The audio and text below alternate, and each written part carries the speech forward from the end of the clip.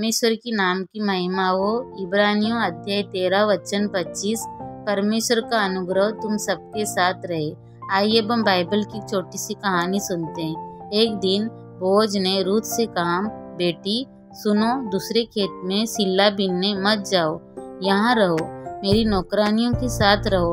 इसका ध्यान रखा करो कि किस खेत में फसल कट रही है और उनके पीछे पीछे चलो। मैं अपने नौकरों को आदेश दे चुका हूँ कि ये तुमको तंग न करें। यदि तुम्हें प्यास लगे तो नौकरों द्वारा भरे हुए घड़ों में से पानी पीने जाओ।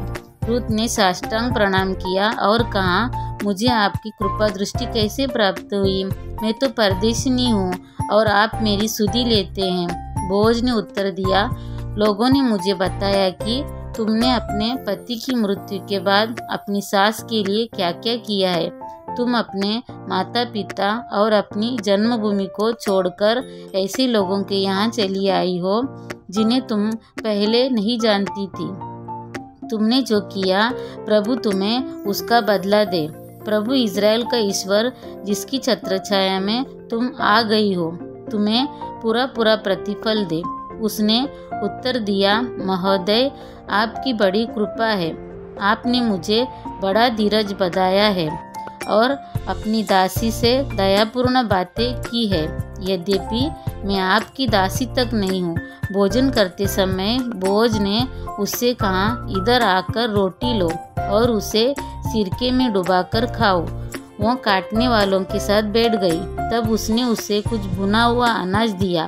वह खाकर तृप्त हो गई और उसके पास कुछ बच भी गया था।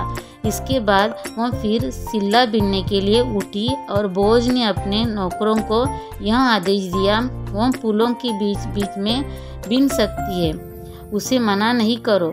पुलों से भी डंठल गिरा देना जिससे वह उन्हें बीन सके, उसे मत डांटो।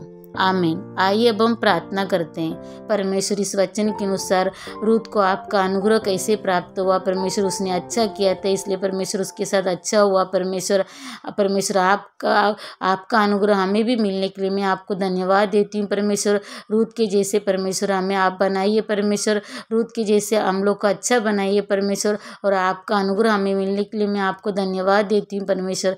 यीशु के नाम से मांगती हूँ पिता, आमीन। Thanks for watching. God bless you.